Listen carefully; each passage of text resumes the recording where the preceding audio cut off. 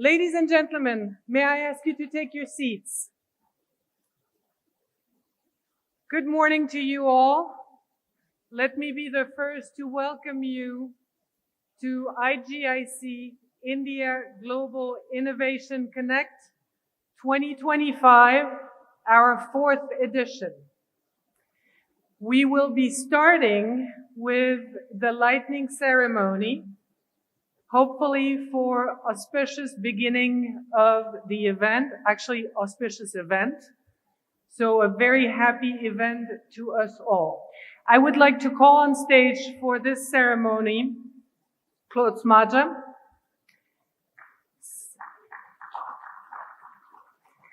Sanjeev Gupta, please, Sanjeev Sanyal, Mohan Pai, please, Ralph Voltmer, Garapati Venugopal, and I don't know if she's here, but Nemesisia Ujjain and Corinne Borloo.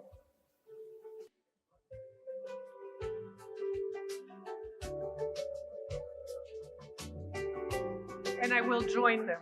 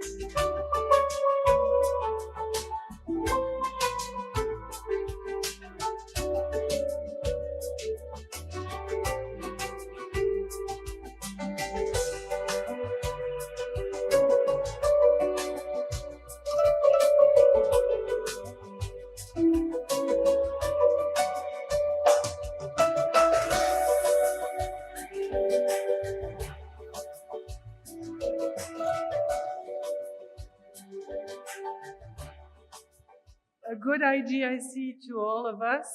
I will now give the floor to Claude Smadja for a few opening remarks. Ladies and gentlemen, friends, welcome, the most heartfelt welcome to this fourth India Global Innovation Connect, IGIC 2025. First of all, I would like to extend our most heartfelt thanks to our friends and supporters who have been with us in this initiative. And I would like particularly to thank, first of all, the Karnataka Digital Economy Mission, who from the very beginning has been our strategic partner. I would like to thank S3 India, who is a sponsor and a supporter of IGIC. I would like to thank Axilor Ventures, who is also a strong supporter and sponsor of IGIC. Alive Health, the Motwami Jadeja Foundation, and State Bank of India. We extend to all our sponsors and friends the greatest thank. I would like also to thank our two knowledge partners, Covington and Burling, who had been with us from the very beginning of this initiative, and Swiss Next also, both acting very actively to support, to advise, to provide content, helping to shape the program. So thanks to all of them. But now I would like to turn to Mr. Mohandas Pai, because let me tell you something. If somebody can be called the godfather of the India Global Innovation Connect, it is Mohan. When we had the idea to create IGIC, I came to Bangalore in January 2020, and the first person I met was Mohan. And the reaction of Mohan was immediate, and it was, Claude, it is the right idea at the right time, and we will support you. Mohan, please.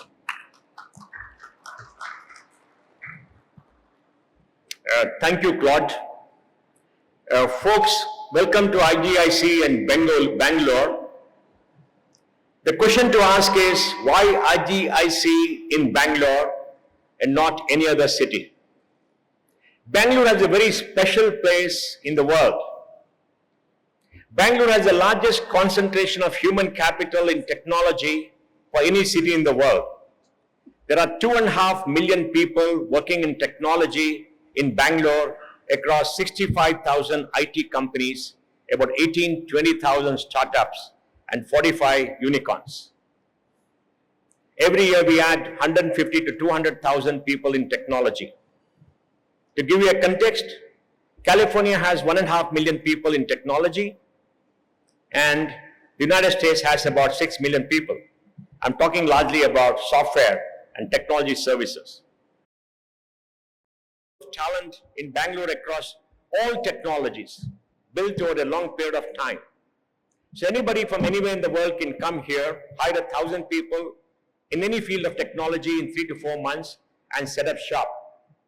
And this incredible human capital is driving R&D and innovation in very large global. I think about 400 of the Fortune 500 companies have their R&D center in Bangalore. No city in the world has this concentration of technology talent. And there's one road, a street in Bangalore called the Outer Ring Road, which has a certain challenges about going from place to place. It's about a big in length. It has about maybe 700,000 to 800,000 people working there. Of course, a few of them spend a lot of time on the road getting from place to place, but that will improve over time when we build 250 kilometers of metro to give them a right commute experience. So any country to develop, there are 3 important factors. One is physical capital, other is financial capital, and the third is human capital. Of them all is human capital that the most important, primarily because human beings create innovation. And innovation is driven by technology today. Today, Claude, we are in the midst of the digital revolution. Out of 8.2 billion people on the planet, 5.8 billion people have a mobile phone, 5.6 billion people are on the internet. And this is going to expand. And now with the development of AI, with the development of humanoids, with the development of, let's say, autonomous vehicles, with the development of genomics and biotechnology, and with the development of automated manufacturing, everything is getting driven by hardware and software working together, and primarily software. We're coming to the age of AGI, artificial general intelligence, when machines can do 60-70% of what human beings can do.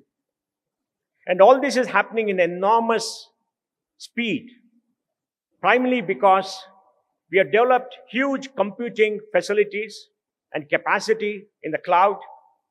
lowered the cost of computing dramatically, and expanded the ability to store data.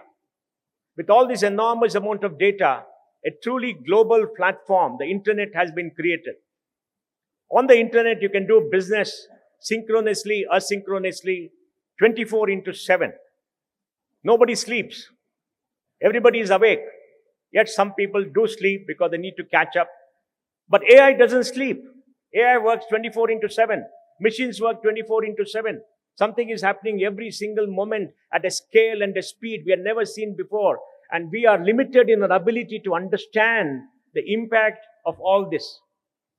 And that is the world we are in right now. And if I imagine the world 2 to 3 years from now, you'll find that the speed of innovation is going to accelerate. And the speed of innovation is going to change everything that we do, impact our lives, possibly make it better. And we don't know. And we're still grappling with all these issues. And top of this, people say we're going to have nuclear fusion and quantum computing. When quantum computing comes, and there are early indications that is visible, speed of computing goes up 5x. All the passwords and the security built up on huge databases can be easily broken. When that happens, what is our defense? How are we going to prepare for that? If AI gets AGI, how are you going to prepare for the world when a lot of machines are going to drive our way forward? How are we going to educate our children in the age of AI? If you want to know the impact on the next generation, talk to a young person, 11 to 12 years, who moves between virtual reality and reality simultaneously without knowing the difference. And the entire interaction with the outside world is done through the mobile phone with a cheap data plan. Now that is the world that we're coming to. So we have to meet in events like this, where we sit, deliberate, think, and go back to our home countries or wherever we come from, to come back the next year and to see what progress has been made. And Claude, as the catalyst, as the great thinker, the global geostrategist, he is the center of what you have done. And I think it's very important. And what we also need to do, Claude, is to build network of people around the world. To build network of countries is very, very difficult because countries are driven by geopolitics and internal politics.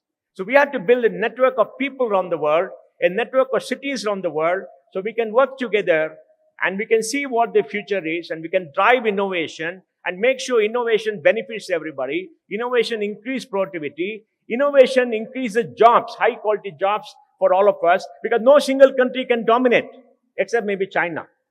And luckily we have the Chinese wall, and the Chinese have to break out of the wall to come outside, or else we would have been inundated by China by now. But the rest of the field world can work together, and that's why this is very, very important. And the best place where this could be is Bengaluru. So I want to thank all of you for coming here. I want to thank Claude and to tell you that this is the most exciting place in the world. And this is going to be the most exciting place. We have to meet many more often. We have 32 consulates of various countries in Bangalore. And that's an incredible collection of global thought. And we have about 100,000 PhDs in this city. So thank you, Claude. Welcome. And I hope you have a great deliberation for the next 2 years. Thank you. Thank you very, very much, Mohan. And I think you understand now why Bangalore was the obvious choice for creating and basing the India Global Innovation Connect.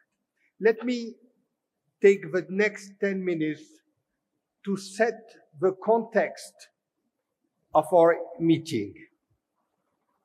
We are at the moment in a very unique situation. I will try to sketch, I will not go into a lot of details, but when you look at the world, what do you see? You see the US losing momentum in every single aspect, and more having its preeminence being eroded in every single domain.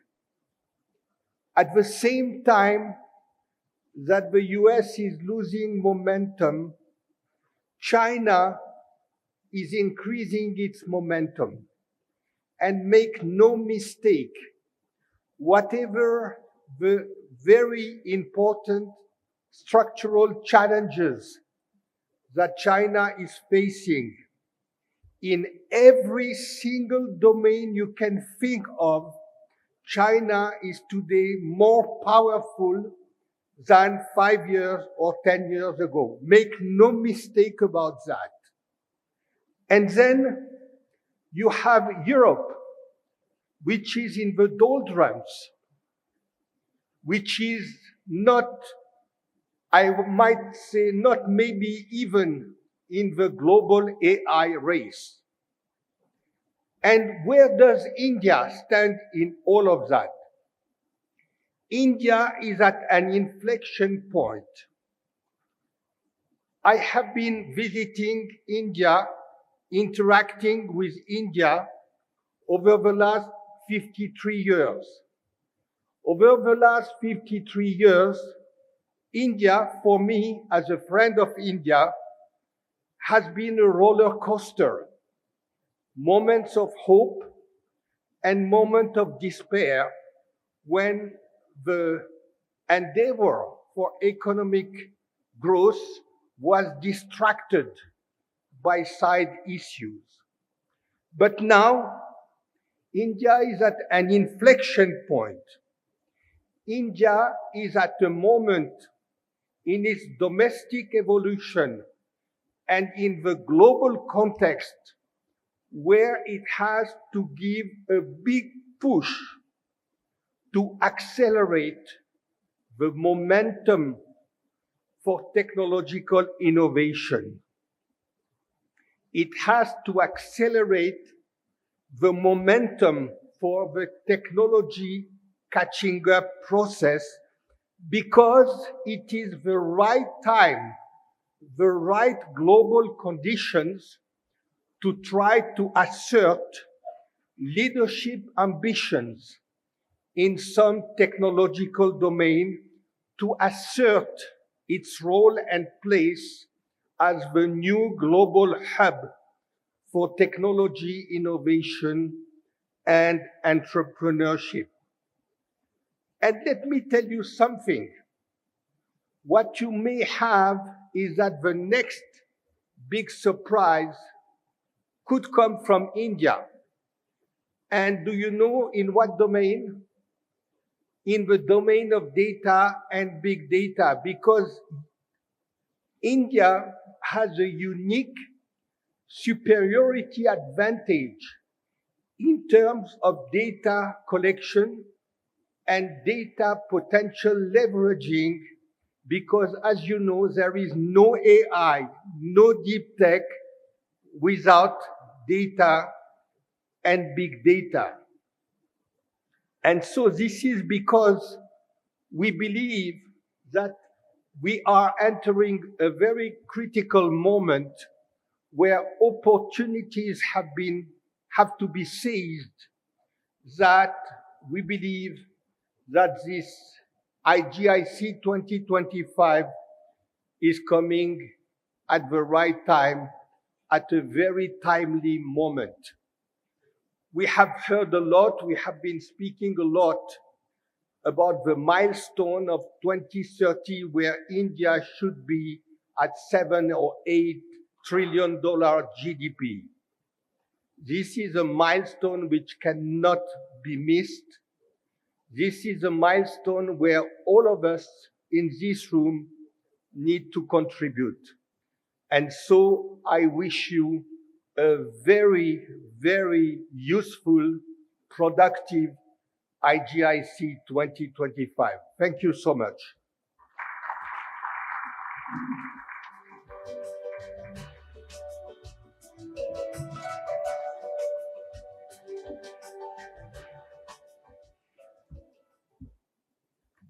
May I ask you to stay seated? May I ask my team to bring the chairs on stage for the panel? like very quickly so that we don't get everybody bored right away. Our next session will be AI, following exactly on what Claude was saying, AI and deep tech as the new frontier of innovation. The session will be led by Sudhir Rao, who is the senior partner at Celesta Capital. Sudhir, join me on stage as soon as you see a seat there, which will come very shortly. Our panel will be Praveen Agarwala, co-founder and CEO of Better Place India, Satya Bansal, the founder and CEO of Blue Ashwa Capital in Singapore, Vic Bhagwat, senior vice president and global advisor, Kyndryl, Jay Krishnan, partner and head of India Investment, Beyond Next Venture in Japan, and Umakant Soni, chairman and director, AI Foundry and co-founder, Art Park, India. While they're finishing, I also would like to encourage you to download the app if you haven't done so. The companion app is available on the App Store for Android and Apple. It's called IGIC 2025. If you have any issue, go to the registration desk. They'll help you. And the reason why you should download it is, first of all, you have the program and all the information, but also you're able to network, which, as Claude mentioned, is one of the key words. As you can remember, in IGIC, there is connect. So that app allows you to contact other participants, but only if they have downloaded it. So please do so and download the app and use it.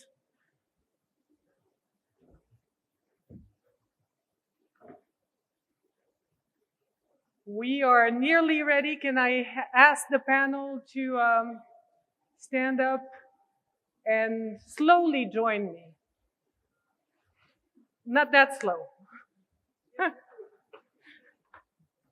Sudhir?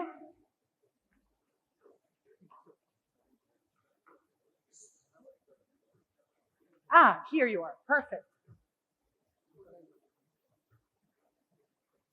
The game at IGIC is that everybody in the room is a speaker and everybody in the room is a participant. So our panel will give you a lot of food for thought, but please, please ask questions, raise comments. We don't want to do it electronically. We want to do it in person. That's the whole point of being here. We're not in front of a screen. So please remember that, and all our moderators will try to make sure that we leave time for that critical interaction. On that note, and I think everybody is more or less ready. Sudhir, do you have sound on your mic?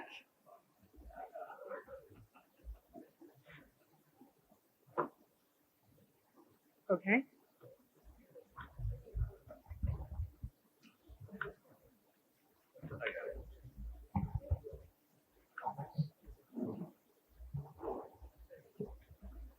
Yep, perfect.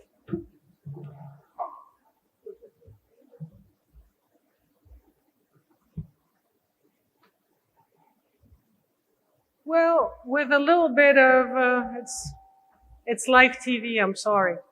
But Sudhir, the floor is yours.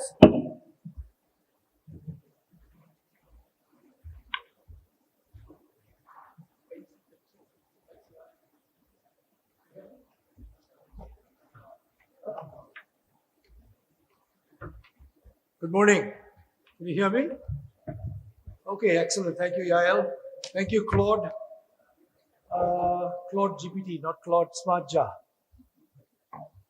So this is an interesting morning. I've got panelists like Satya, Vic, Jay, and Umakant, who spent a fair amount of their life around AI and deep tech.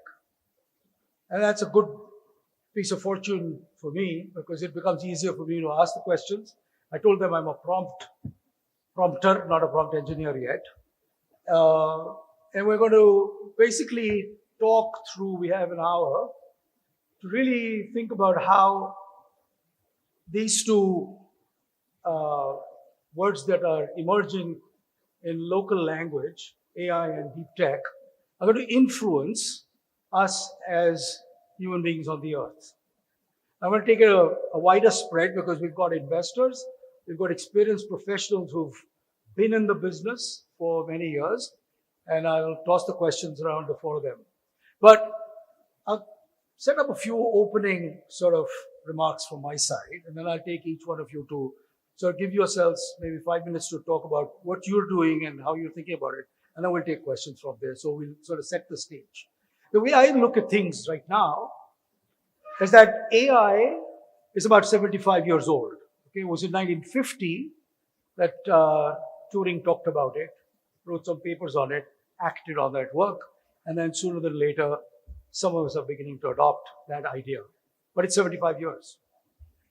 In our own Bangalore, we had CARE, which was set up by DRDO, and it's coming to about 40 years. Professor Paul Raj, who's one of our advisors in our fund, actually was the founding father of that enterprise, but 40 years ago. So it's not something new.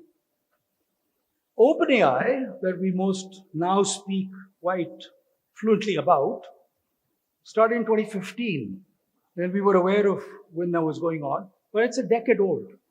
So it does take time. Things take time before mass adoption takes place.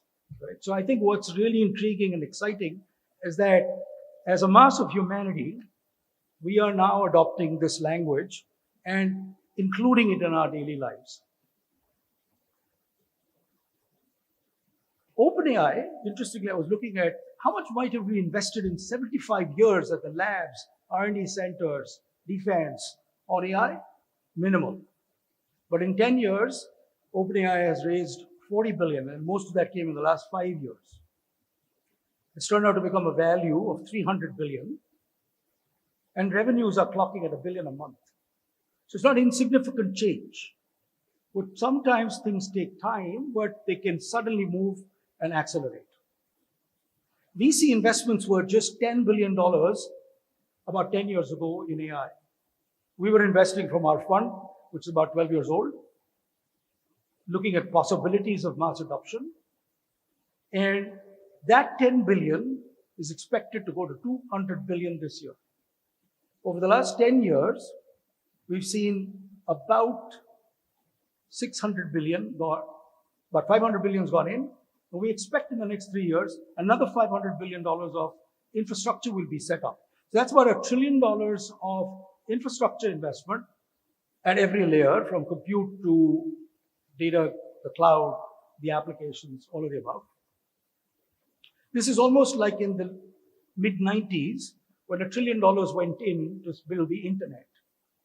So the economic investments that go in before we all become adopters, and we want to talk about this on panels like these, is pretty significant.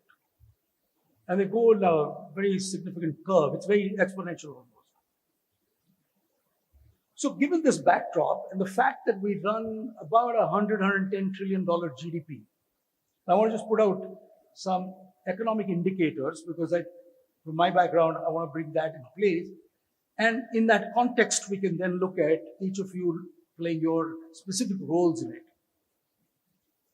Machines, which is at the heart of this whole game, are energy guzzling just to be trained. The new energy required is almost 4% of all energy that we are consuming right now. It's likely to go to 10% or even 15%. Even to keep them at sleep, it costs a lot of money because we're digitally oriented now and we want everything to be there when we're sleeping. So they are like Mohan just brought out that they don't sleep. So to keep them awake, it costs a lot of money and energy. So while energy is only 3% of GDP globally, I'll ask you some questions on how you think about energy to participate in this whole digital cells that we are all becoming. Then they start to reason, these machines, and we're sort of sensing how they reason our questions. And so we've moved from search engine optimization to answer engine optimization. So AEO is on in a big way so that they can answer us 24/7, any question that any individual of the 8 billion on this world ask in their language of something that's being written in somebody else's language. NVIDIA, the machine behind these machines, has grown exponentially too. From $20 billion of revenue, we're looking at having completed $250 billion of dispatches in the last few years, and that's just the beginning of that $1 trillion. And from reasoning, they'll go to inference. And that means now we are in combat mode between each other, as we are as human beings, but that combat mode is going to go to inference. So who will we sort of look out to get an inference on a particular piece of information that we might want, guidance that we may seek, and predictably giving us our new lives. To provide the cloud and to just provide access to all, and that's what cloud has done for us. Access to all 8 billion is going to have another stream it's like an ozone layer that we have. And that's getting done at a different pace with data centers and new energy plants expecting to feed us because we want to eat, drink AI at any point in time. The top 10 companies in the world that have forecasted this, played with this, interestingly have gone to a market cap of $15 trillion just in the last 5 years. And they grab over 15% of the $100-odd trillion of market cap. So you're talking about value as well. Investments up front, value being created as we invest. Between the top 10, they have the highest quality of talent. So it's a talent race, a talent war, if you may, for this inequality that's going to continue to emerge. Those who understand and play with AI and those who don't. Let me just switch topics to the second bucket, which is deep tech, because some of our panelists are focused on deep technologies. And that means we're talking about super specialized needs that will either protect humanity, like you'll have in pharmaceuticals and biology and biotech, synthetic biology, etc. Or they will be looking at things that will finally end up with mass adoption. So a lot of the deep tech starts off with defending us. So defense is a big investor in deep tech because you're looking at new materials, new ways of looking at protecting ourselves, whether it's security, surveillance, or actual combat. And interestingly, I looked at defense. We consume about $500 billion to protect each other from each other per annum. And it's going to go to about 800 billion, given the current geopolitical atmosphere that we're in. Total military spend, however, is $2.5 trillion. But as we all spent a lot of money on defense, the last 3 years of war that we've seen on the earth have been fought by $400 drones, smashing tens of billions of dollars of such defense equipment. So the nature of war will change in the way the deep tech goes, all ably or enabled by AI. And so these spends could also be sort of shattered. Space. $500 billion a year going to $1.5 trillion.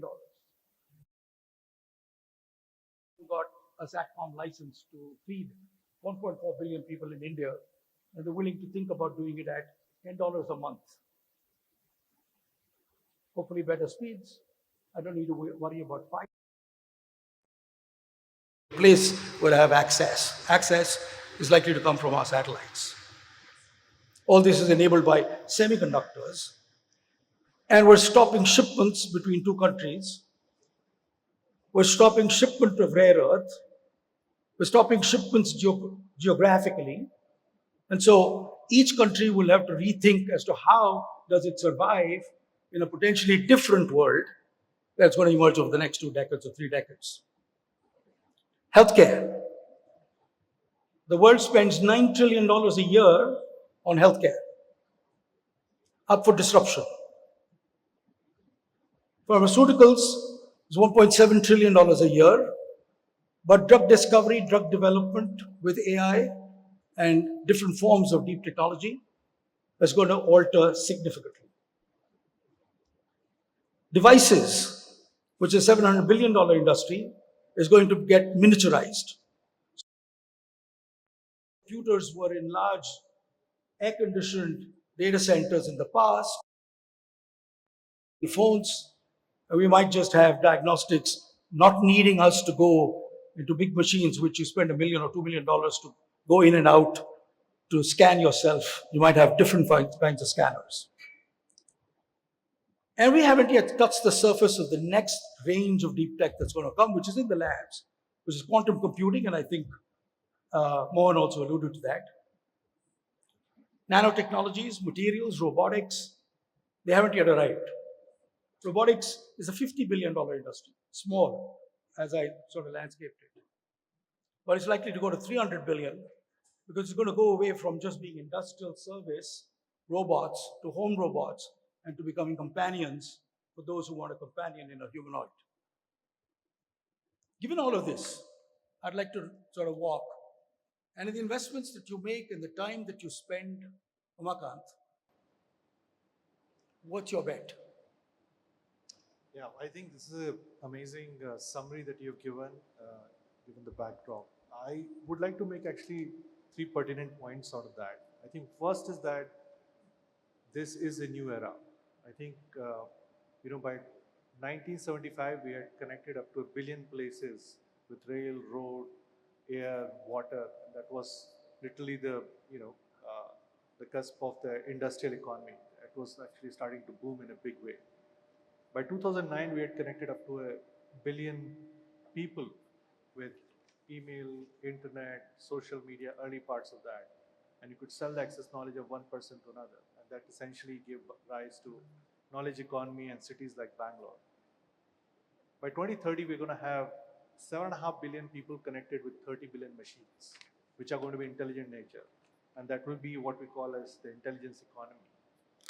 And that actually has got profound impact on the way we live, the way we work, the way we socialize, and probably the way we'll be remembered as well.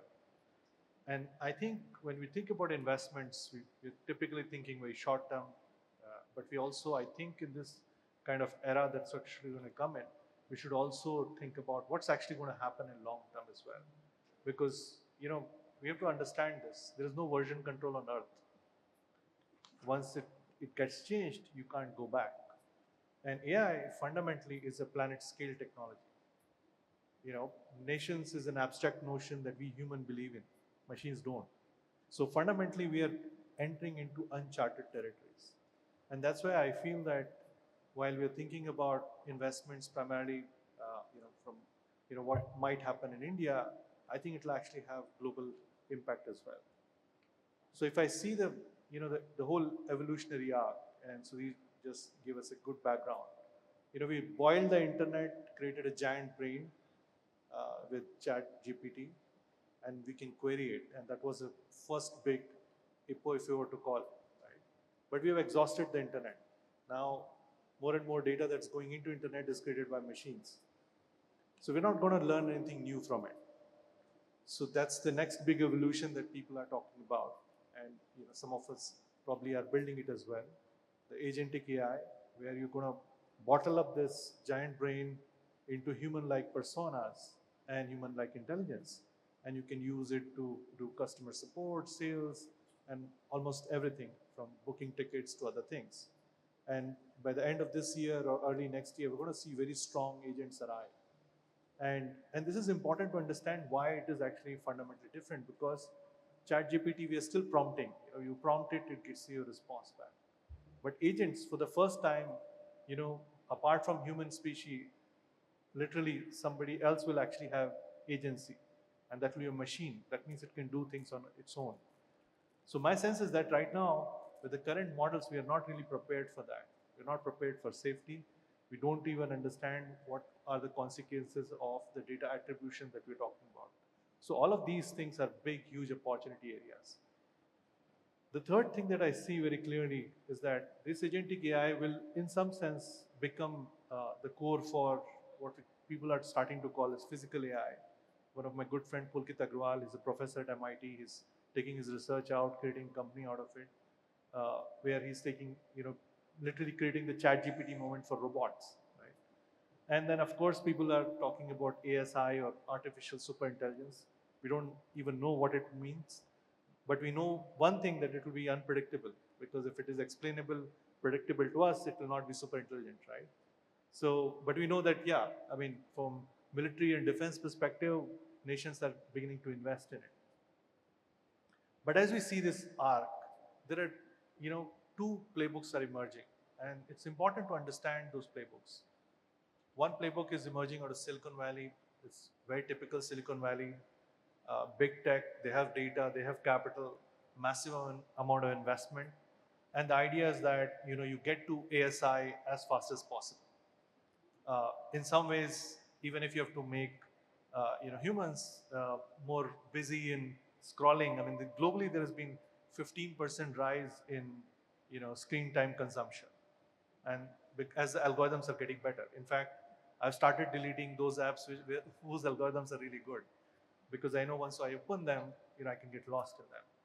So one model is that, where we sort of like evolve into scroller humans, right? And I don't think that's a great model for us.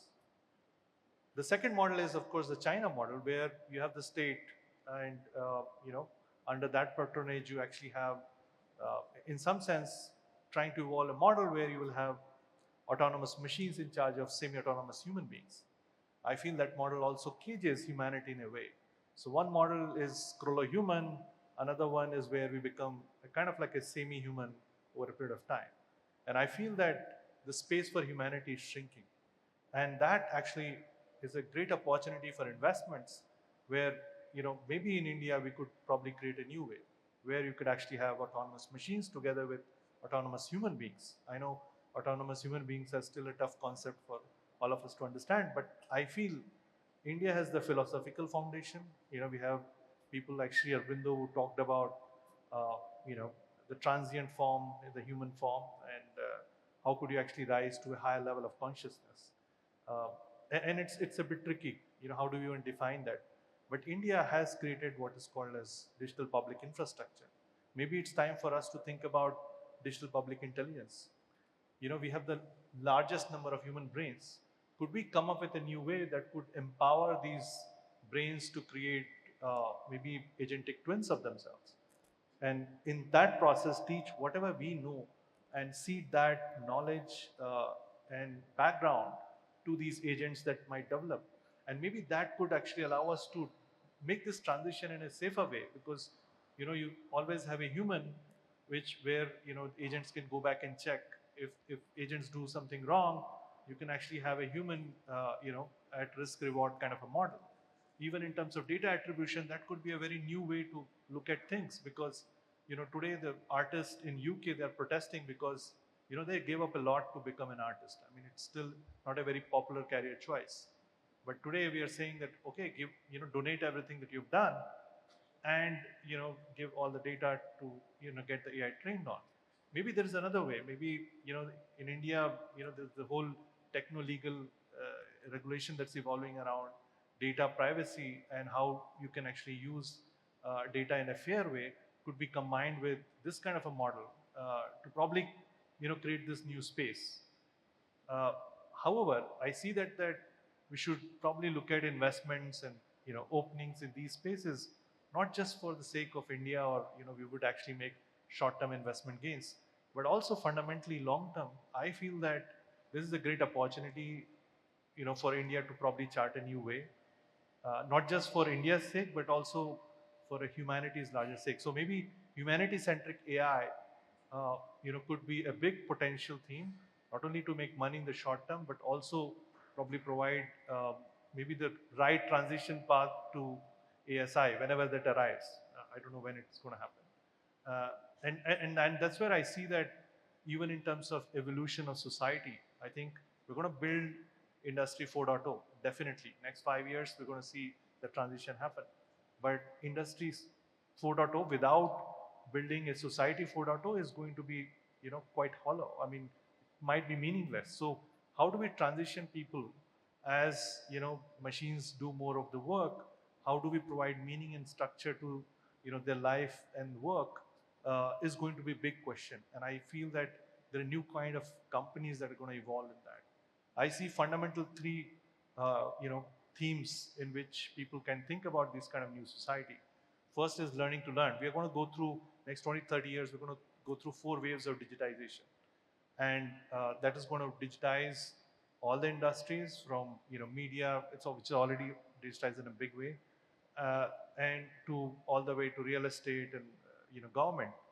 And the second big wave is going to be on, once you actually have enough data, then how do you create intelligence around it and the whole supply chain of it.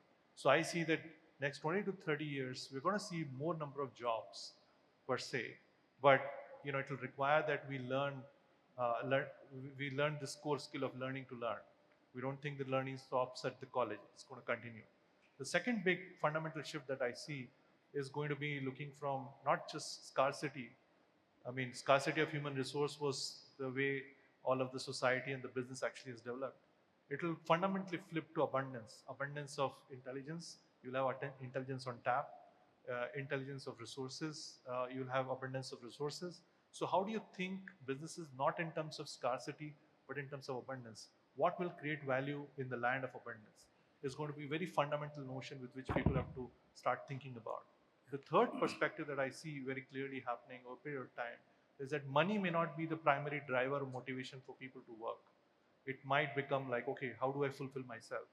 And that is starting to happen with Gen Z. I mean, we of course make fun of them, but maybe they're onto something where, over a period of time, they see work as not something which is an external validation, but more as an internal expression. So I think these 3 themes are going to, play out in a deep way. Yeah, thanks a lot, Rubakat. I think of some very interesting takeaways for us as individuals that I took away over here. But I want to ask Vic, who has spent his time with large enterprises across his span of professional life.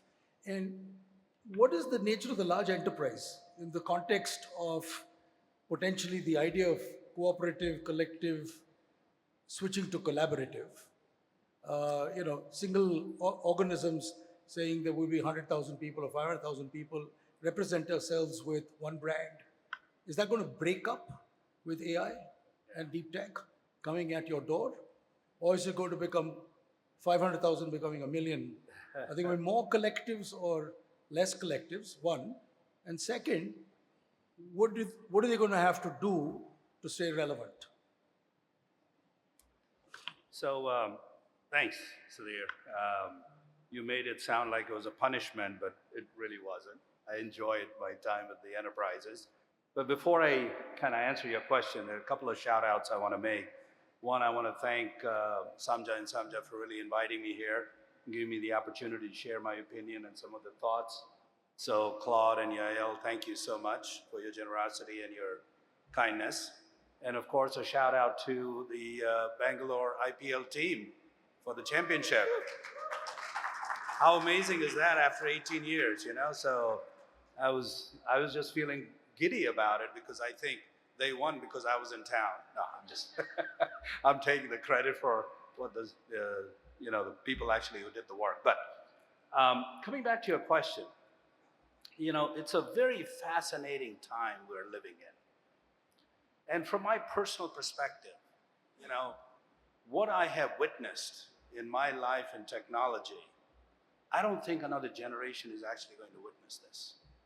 I remember growing up with no TV and then finally getting a black and white with a lot of snow on that, and watching a test cricket match, everybody's wearing white and somebody hits it and we say, oh, there's the ball, and finally say, oh, no, that's not the ball, ball is right here. You couldn't really tell.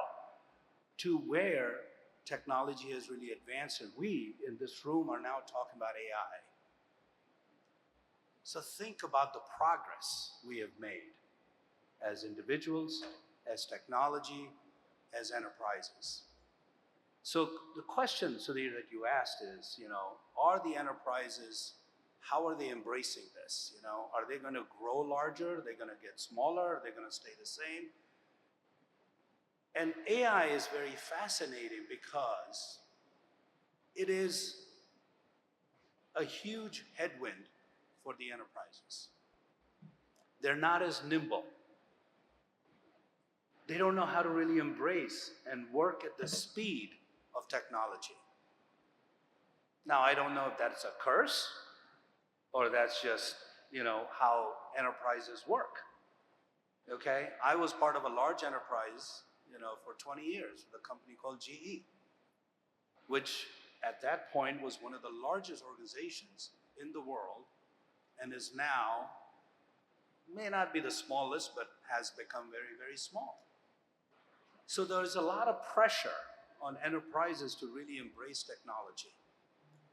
On how do you leverage technology to enhance your presence in the market space, whether you're doing B2C, whether you're doing B2B. Now, with the proliferation of AI, right, what's happening with AI, many in the enterprises world think about AI as better analytics, better data gathering, okay? But what AI really drives is decisioning. So unless you have a decisioning in the process where the engine is making the decision that a human would make, you're not embracing AI. You're still doing analytics. You're just collecting data. So even when you look at Gen AI is more conversational. It's more B2C. And you try to figure out, is it really helping the enterprise or not? Because it's more conversational. It's more internal use. Now, when you start talking about agentic AI, this is when the processes are being done automated, when you're doing AI ops.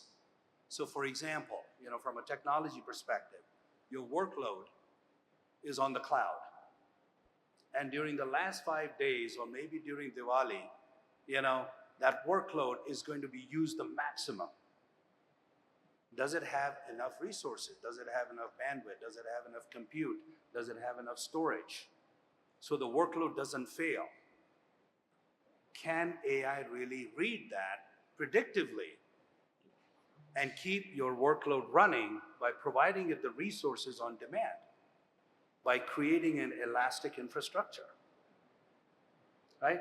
Those are the things that we have to think through by leveraging AI to do the smart work, not the hard work, smart work. Now, some of the other headwinds that a lot of the enterprises, I've worked with EMC, with Verizon, with GE, very, very large enterprises, right? They're all trying to embrace AI. They're all trying to figure out how to drive that level of automation in their processes. But there is huge headwind because the processes are established. How do you bring that in? How do you embrace it? How do you do the proliferation of AI? For example, when the cloud proliferation started, all of these big enterprises, CEOs were out there, we got to be on the cloud. Whether they knew what they were talking about didn't matter, but it sounded sexy, right? It made the company modern. Oh, they're on the cloud. Now, whether they put the workloads on the cloud or not, who knows? But it sounded really good. The analysts loved it. And the same thing now is happening with AI. But the power of AI, the power of the ability to implement AI in your platform, in your technology, and the results you get are second to none. The productivity that you get, the automation that you get is huge. And we are seeing that now, and that is why companies are beginning to embrace this, and they are going beyond just doing data analytics. They are just doing beyond collecting data and trying to make sense out of it. They're leveraging data to drive the decisions. Now, will this grow? 100%. Will it grow my lifetime? Probably, because with the speed of how technology has really enabled in my short lifespan has just been an amazing ride.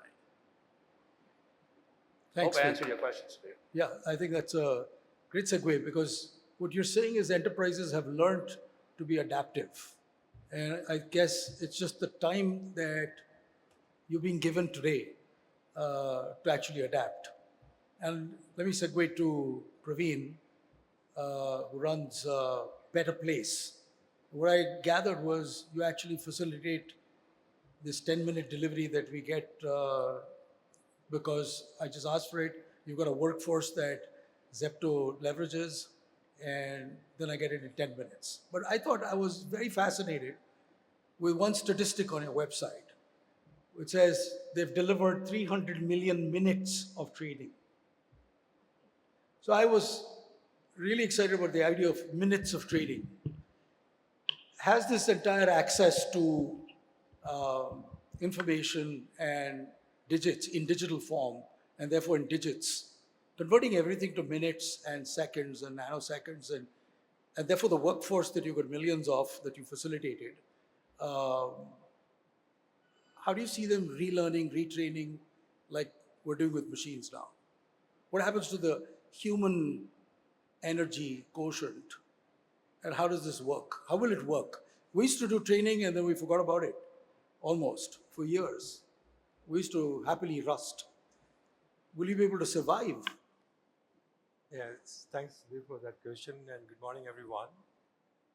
Just to understand a little bit of the ecosystem, right?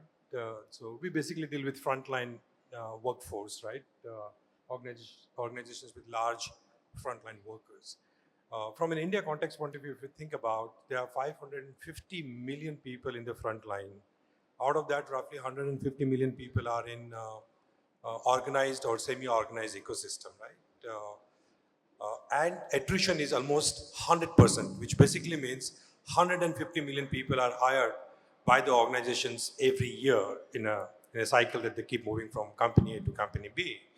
And there are 2-3 problems that we encounter with that, right? And so that you asked, one of that is skilling for sure. But the other problem is also about recruitment, right? How do you hire them? And roughly one recruiter hires 22 people in a month, which basically means for 150 million people to be hired in a year, you need roughly 700,000 people as recruiters across the country, right? That's the kind of ecosystem we are in. So with that in mind, if you're thinking about that, I am a frontline worker, I'm looking for a job, then how do I get it? Because I need skill. So first of all, my need is that, can I get salary which is, let's say, 18,000 bucks to 20,000 bucks or 25,000 bucks? What do I need to do? If I'm working for company A, how do I go into company B, right? That's the question that the individual is asking, but they do not have exposure to learning, right? Because learning, unfortunately, is limited to a certain set of people only in the country today. So the final outcome of AI, one of the outcomes in sense for the front line, is how do we create a personalized trainer or a teacher for every worker in this country or every individual in this country who do not have access to knowledge today, right? Because that will be cheap, that will be in their language, that will be when they need it. They do not have, unfortunately, the bandwidth to spend 6 months or a year of learning, because they also have to work and earn. So they want bite-sized learning, which is a minute might be 5 minutes, and which is giving you immediate outcome in the sense of money or income, right? And that's the kind of change which is going to happen, right? So everyone, if you imagine, let's say there are those 150 million people, and that's actually 550 at the larger scale, but let's focus on 150. If all of them have a teacher, which is kind of an agentic AI or AI-powered application, that is the change that we can bring to the country, right? Now imagine that everyone is skilled, and China plus one is going to happen, where manufacturing will become very critical. In my view, by 2030, at least 900 billion of economy or GDP will be added because of upskilling of people, right? Because then they will get into new work. So this is the massive change that we will go through, specifically focusing on the knowledge that the people would be able to acquire by smaller learnings, which is immediately giving them some work. The second thing is, how do you create the content, right? Because that becomes very crucial, specifically for the worker. Now, if you have generative AI, you take a picture of something, you give a prompt, it might create the content that you need to do the job, right? You do not have to really create a defined content where to upskill the individual. So that's the kind of power that we will expose people who are in the front line, and they are actually today starving of that knowledge or the potential to learn and earn in principle, right? The other thing that will also happen is that they will have now more aspirations, right? So people will say, hey, today I'm a delivery boy. You mentioned about Zepto or a delivery in 10 minutes, but I do not want to continue this forever, right? Might be I want to go to a hotel staff, a steward or something else, or a call center might not exist, but let's say a call center. How do I upskill myself from now to then, right? So I can take continuous assessments in the system. The system itself is teaching me. I create my 5, perhaps, opportunities that I want to go after. Those are the companies that I want to work. That will create a kind of assessment. I'll apply for it. I get a certificate, and I can have a job whenever I need to, right? That's the kind of change that we are going to see in less than 5 years for sure. Fascinating, really fascinating. And so therefore, you get these 500 million workers, and they used to be on combustion engines. They're all switching to the new form of electric. And that then changes the whole question on energy. And like we talked about it earlier, it's going to become a significant matter of concern, how we heat our rooms, how we heat ourselves, and how we transport ourselves. Satya, this intrigued you. I knew you as a wealth manager, but I think I've been seeing your portfolio, and I remember talking to you about one for sure. You're looking at every part of the value chain on energy, electric mobility, right from the motor to every element. So could you give us your sense for how you look at materials and energy? Thanks for having me here. I think we are dealing with change as a change. We all know change is constant, but I think now the change is being challenged. If you look at in the deep tech ecosystem today, multiple paradigms are shifting in a way and the speed and the velocity that most of us are not able to understand the interplay. On one hand, we are talking of energy transition, which is combined with mobility. And then there are a lot of other considerations with regard to geopolitics of the supply chain or the key materials, self-sufficiency on the entire value chain that most countries are grappling with. So there are quite a significant interplay which is happening. I mean, we as an investor have been conscious to identify and hope we can do that, the changes and make it at the same time attractive enough for the investors. So there are 3 things that we are always constantly grappling with. And these 3 all have to fall in place to make it work for all of us. First, we are looking at that innovation that all of us are looking for. At the same time, the challenge is, can the innovation be made affordable? There is a significant innovation pool already available, but which is not affordable in one way or the other. The science is delivering, but somehow the engineering part of that science to make it work commercially is missing. So this, I call this change is to how do we translate that innovation to make it commercially viable without looking for that extra support pool, whichever pool it comes, whether it comes out of philanthropic capital, comes out of government capital or anywhere else. Third and very important aspect that we need to always keep in mind is that while it has to be innovative, it has to be affordable, but at the same time, it has to be scalable. And these 3 areas that we need to constantly grapple with, whether it's a mobility, whether it's energy transition, or for that matter, any other domain of innovation that we have been constantly looking at. Now, what is the biggest challenge that we are facing as an investor. That we all love to invest where there's a product market fit, where is some amount of adoption, and you can clearly see the growth path. But somehow, it may be a dream situation, it's not the reality. You don't have many businesses ready to take those kind of readiness for capital. So you need to grow many of these innovation from lab to product market fit, what we call the translation or commercialization, and then build it to a scale. And this is where a significant amount of capital is missing. There's enough and more capital at the research stage, I believe. I'm not talking only from India. This is a global challenge. You go to the developed market and you will feel the challenge is far more significant. Same time, you see this translation becoming a challenge because of the cost of translation. And simply translation means bringing that science into engineering and make it unit economics viable. That is what I call the translation. So this is where I think we all as a capital provider, as a intelligence provider, as a network provider, bringing the human capital, we all need to work to make this innovation happen on the ground in a viable manner. Now coming back to the question that you asked on the mobility side, see what has happened on the mobility, and this is something that we need to be conscious of, that the transition, the energy transition and mobility are significant interplay. However, we need to keep in mind that simply saying that I can make a product slightly better than somebody else is making is not going to help.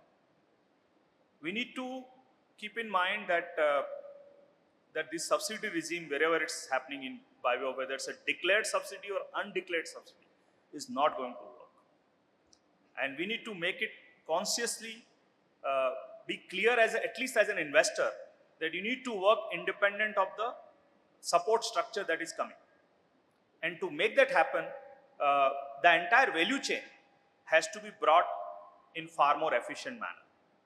This assembly business that we have been running more often, and I'm talking from an Indian context at least, that where you get the product somewhere, the components, you just assemble it and try to fix it and provide a solution saying that we have a very vibrant economy around that.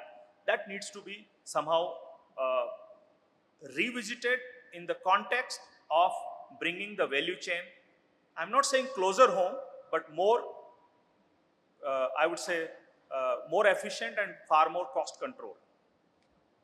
So when we started investing in the mobility space, you see there are hundreds of OEMs in the mobility side. And for anyone like us, it was like a constant change and the challenge to identify the winner. So I said, we don't know who is going to ultimately win. But we definitely know that if you are investing into the value chain of the mobility, which is going to be used by almost everybody who is part of that mobility ecosystem, possibly you can come up as a winner in a far more confident and stronger manner. So that's how we started playing the value chain, be it motor, controller, or for that matter, battery, supercapacitor, whatever we can call it. So that's the thought process that we carried with us. And I believe this same example can apply to different, I would say, industry domains, which are again, key theme, innovation, affordability, and scalability put together. Thanks, Satya. Which I think all of us have talked about the opportunity at the door, and we've all painted that side of it. Jay, your past life, you built ecosystems. I know in the Tea Hub, my first visit to the Tea Hub in Hyderabad, I was gobsmacked, because when somebody used the word incubator, it would typically be 3,000 square feet or 5,000 square feet, but you guys took it to scale to 125,000 square feet. Because I guess you all understood that there was a massive opportunity for what we're all doing. And therefore the startup ecosystem that you sort of nurtured is one part of your life. And the second part is now you're actually investing in them. in your avatar as a venture capitalist. But I want to bring up a question on, are you investing on audit, safety, risk? They're going to be also alongside. Are there entities that you've seen in your universe? While all of this on one angle is opportunity, every opportunity has the other side of the coin, which is risk associated with it. And are there players thinking through risk management? And are you investing in them? Or even if you're not, having seen multiple startups, having seen the journey of evaluating many of them, we all have this positive lens approach. Just give me some sense for your what's the method you're going to use to really combat fear, risk, and how do you audit this? Thank you for that question. I think I'll just set a little bit of context. So I'm part of a fund called Beyond Next Ventures. We're based out of Japan. We've had 10 years of investing history. And in India, we've taken about 16 bets. Now, to get back to your question, I think to begin with, entrepreneurs are an incredible, and I can say this because I've been one multiple times, are a very, very, very ridiculously irrational set of people. Unless you're irrational and unless you live in the future and you have your head in the clouds and you're dreaming all the time, you're not going to be an entrepreneur. So I think the mindset of an entrepreneur is very, very different from the mindset of an investor for sure, and also the so-called salaried class, right? So they operate with maybe a little bit of a semblance of guardrails, but they certainly don't operate within a framework of risk. That said, I think to stitch two of the comments from before, when we look at our investment thesis, we don't invest in defense tech. We specifically invest in companies that are much closer to physics, chemistry, and biology. We're very comfortable investing way before founders have revenue. We invest specifically with the idea that founders can make a difference as far as a happy planet, which means something to do with physics or chemistry to change the transition in energy, climate IQ, etc. And number two, healthy people, so the intersection of digital and healthcare. I'll give an example of a company that we invested in, which we never went in thinking this is what's going to happen, but I think it'll answer your question. There's a startup called EF Polymer. These two kids from Rajasthan, they were building something called a super absorbent polymer. In an SAP, a super absorbent polymer is something that is deep chemistry, of course. When combined with soil, creates a permeable layer, and every gram of soil can now hold 50 grams of water. So what it requires is one water event, and it retains water. So as an investor, it certainly fits our healthy planet thesis. But are we going to make returns? Only time will tell. This company now, fast forward to a year and a half, 2 years later, has shifted to Okinawa, and they're doing well north of 3 or 4 million in ARR. Right? So the outcomes, financial outcomes, certainly show up in a matter of time. But from a risk control framework, we don't necessarily go into companies thinking, are there enough guardrails to hedge against the risks? Specifically on the pre-seed deep science stage. Thanks, Jay. I'm going to open up for questions from the audience here. Please sort of give us a quick, your name and what you represent, and you can direct a question to one of us, and we'll come back. Do you have mics over here? This is the test of the panel to see if we have put you all successfully to sleep, or...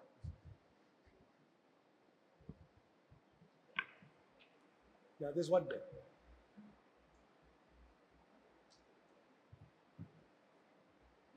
Hi, I'm Sandhya Rao, and I'm part of a Swiss India healthcare startup.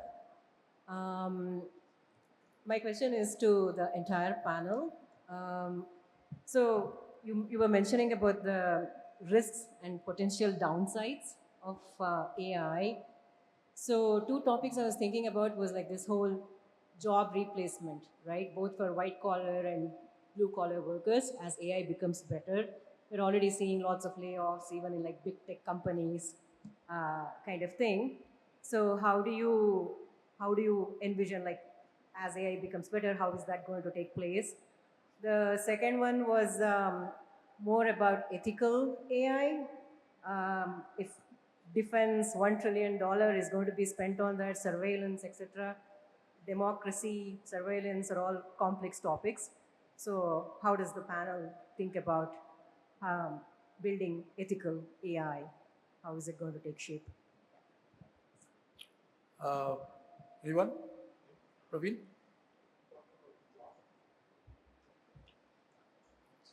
I can talk about the job part, specifically focusing on the blue collar that you mentioned.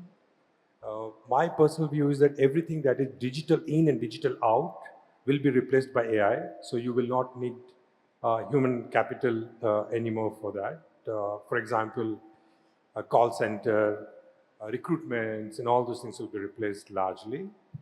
But in the services industry, it will actually add value. So the shortage in supply is still very high.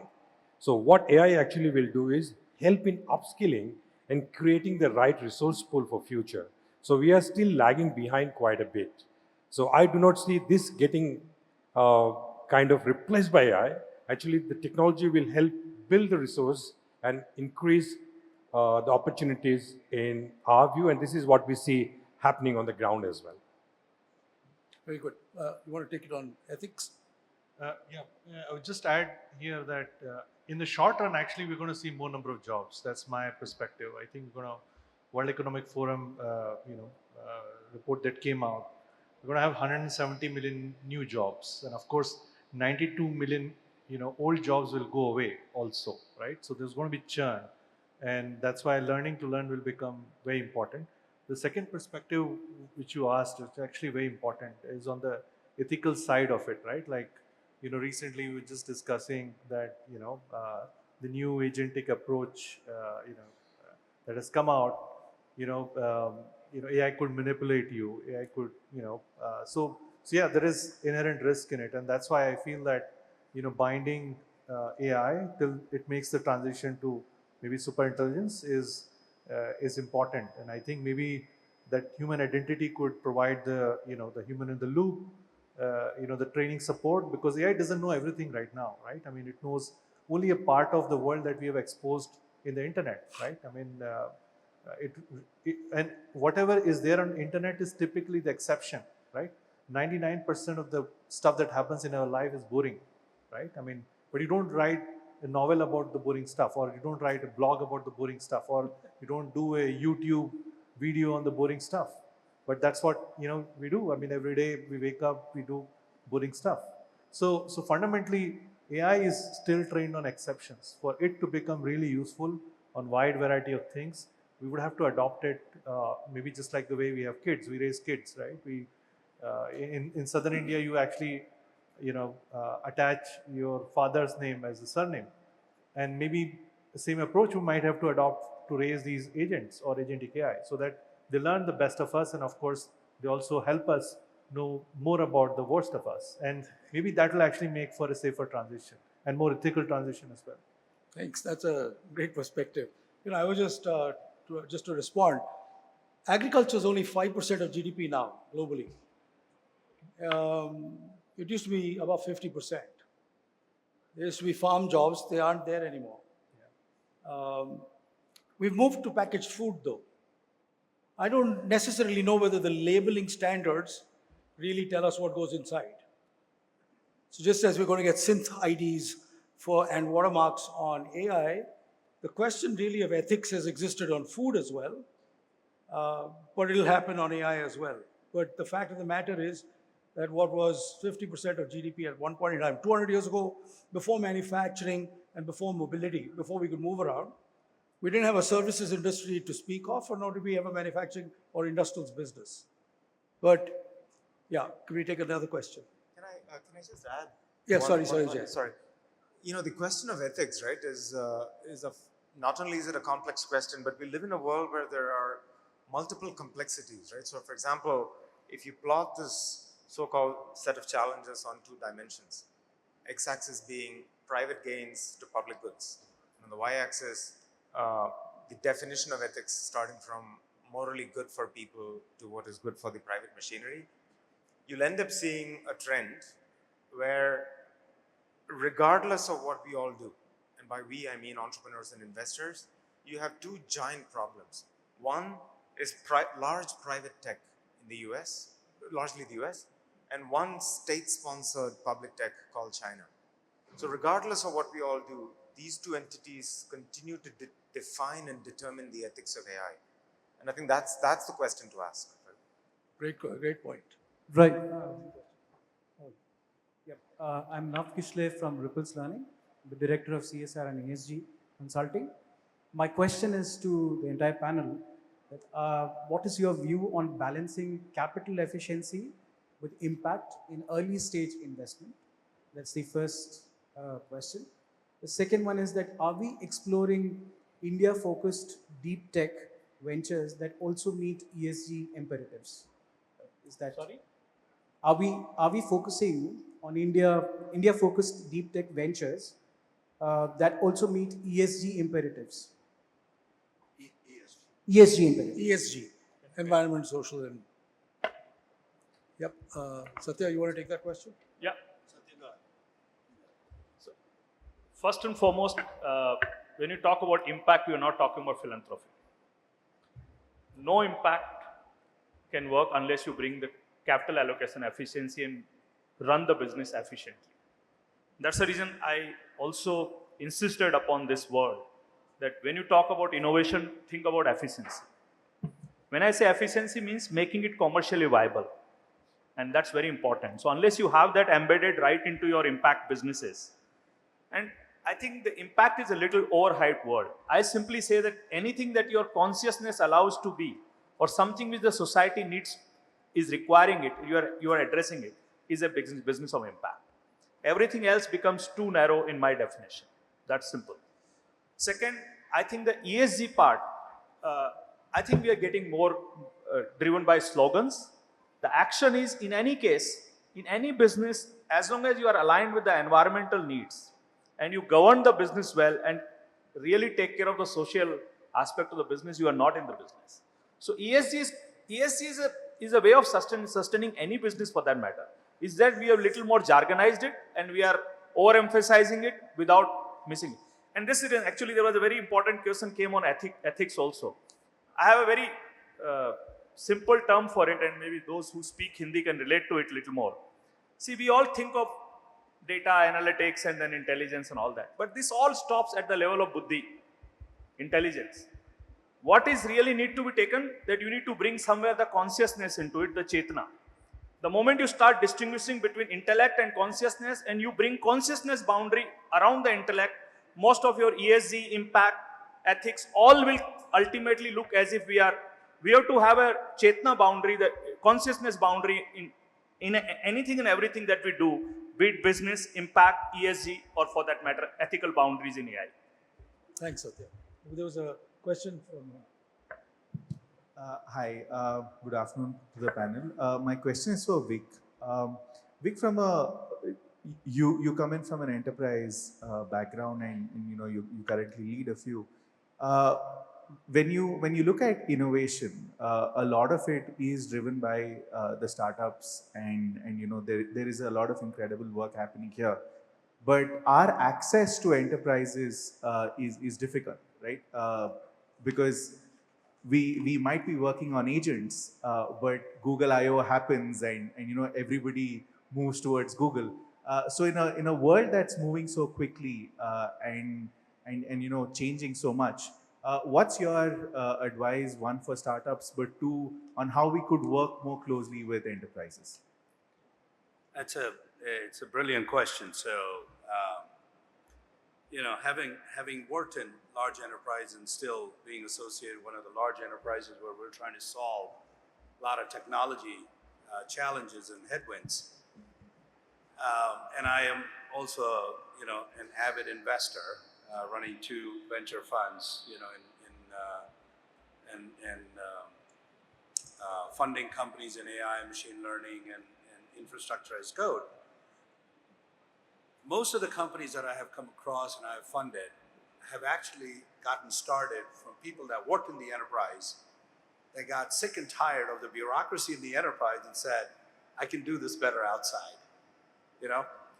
Now your question is, how do the startup world actually get into the enterprise and solve big problems? So one of the big questions I ask of most of the startup is, what problem are you trying to solve? Right? And how are you really solving that? That the enterprises haven't really thought through. And like I said, majority of the startups that I have been associated with have actually come out from the enterprise. People that have gotten frustrated, they come out, start their own company. The enterprises now are becoming more adventurous of engaging with startups, because what startup gives them is the speed. And when they start working with the large, like the HPs and the Dells and all that, they don't get that speed, they get the scale. The startups struggle with scale, but they give the speed, right? So you have to have the right balance. And when you approach the enterprise, you have to figure out exactly what buttons to push and what problem are you trying to solve for them, and how do you bring that speed and that innovative mindset to help them reduce the cycle time of things that they're trying to do, right? So for example, trying to go to Caterpillar with something that's not in their bailiwick is going to be very hard to get traction. But getting to Caterpillar and showing how you can reduce their cycle time, whether it's go to market, whether it's building their product, whether it's testing their product, suddenly makes them very intriguing and saying, yes, I want to embrace the startup. Thanks, Vic. We have a few minutes left. So could I ask for sort of closing remarks? Interestingly, the conference is business, society, governance, and what in the age of innovation, right? So we've sort of touched upon this thing at the doorstep called AI. We've talked about stuff that's not normally at everybody's doorstep, which is deep tech, which is quite a way, it's in the lab. Each of you, how do you see the next decade? For society, you can comment on business, society, governance, take your pick. Praveen, we'll start from that side and we'll end you. Sure. So, taking from what you were saying, I think the change is happening and it's real. The question is that, where do I start? How do I adopt? What do I adopt, right? Because people are still confused. What will happen tomorrow or in 2 years or 3 years, right? So there's a lot of uncertainty as well while things are happening. So it's a question of whether I board the train now or I do it after 3 years or 5 years. And the other question that people are also asking is that, like you mentioned, there are a lot of startups which are coming up, but there are also the big ones who are playing in the same ecosystem now, right? I'm building, let's say, an agent for developing a code, but then Google is also doing the same thing, and then you are fighting against a giant, right? How do you actually figure out the right use case to change the landscape where you don't get into a trap of competing, but rather collaborating? I think that is what we will have to learn over next 2 to 3 years, and then the world will become more predictable from an AI point of view, is what I say. Thanks, Praveen. Satya. One simple action statement from my side, my experience. I think we need to start allocating a bit more capital towards innovation. And the way one can simply do it is to have this some kind of a mental model.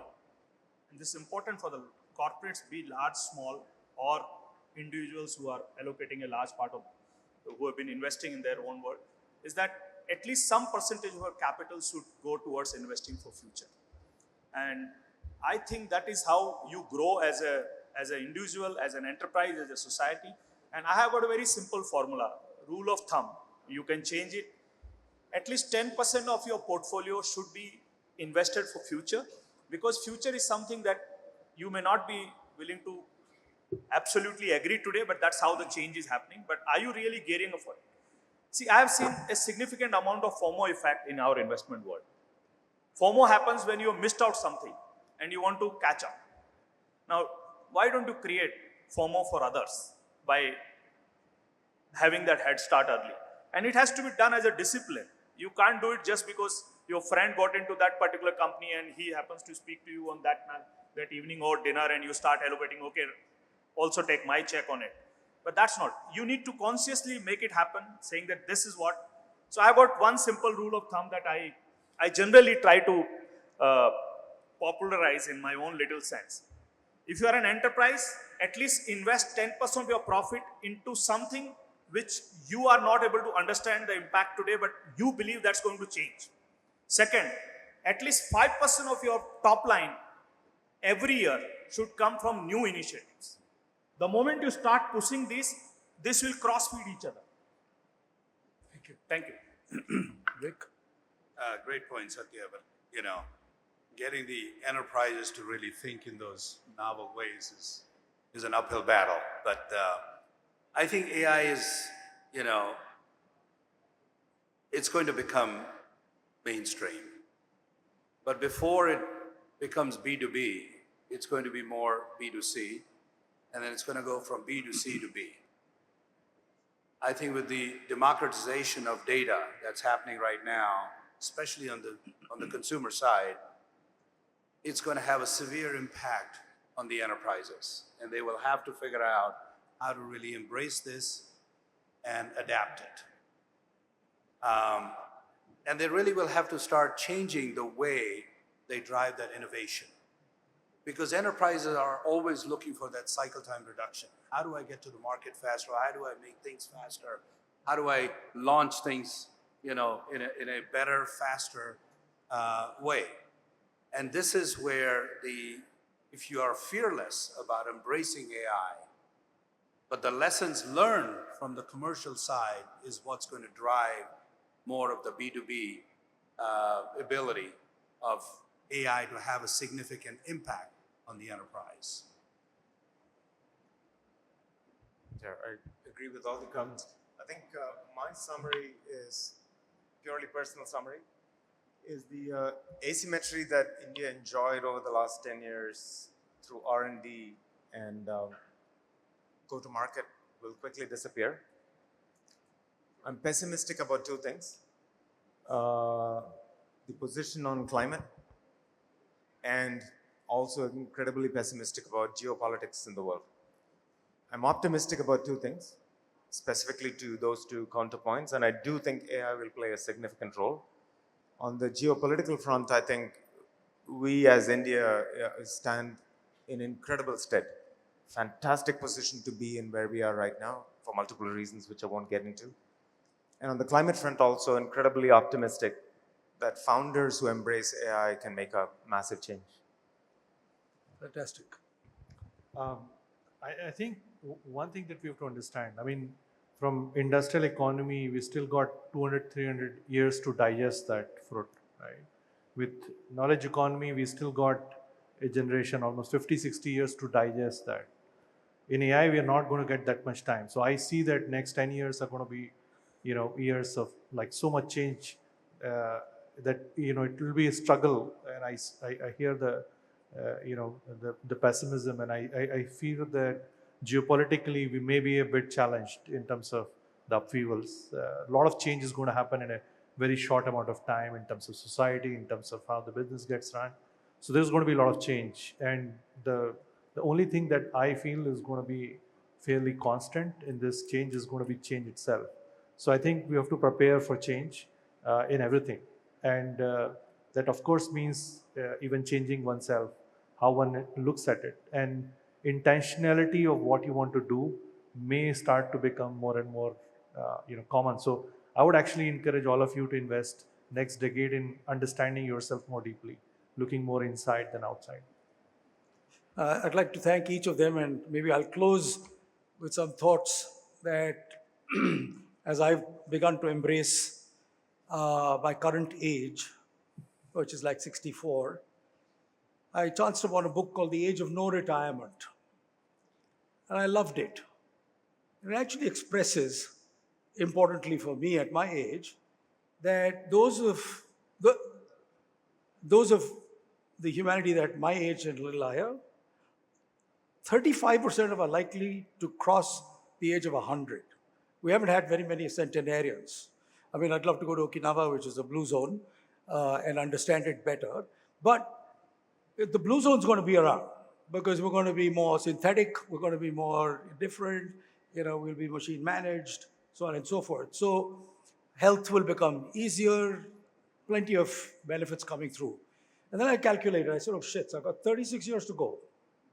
Now in the age of AI, deep tech, as it's called today, was called something else 20 years ago, and it was called something else 40 years ago. I sold calculators in a summer job when I was in school. And the biggest thing that happened at that point in time was to actually have a calculator in your hand. For me personally, these are great tools. Lots of people are spending time on science. A lot of people are spending on engineering. Lots of people actively looking at capital efficiency and capital allocation. And I think that opportunity is quite significant for me personally, at least, in what I now have embraced, the age of no retirement. Work every minute, work every hour, but stop back, sit in the evening, and have a single malt that's about 16 years old. So then you'll get this perspective of age, which is okay. We can be very dynamic, we can be very fast, we can be, embracing all of that, but enjoy the malt this evening. Thank you.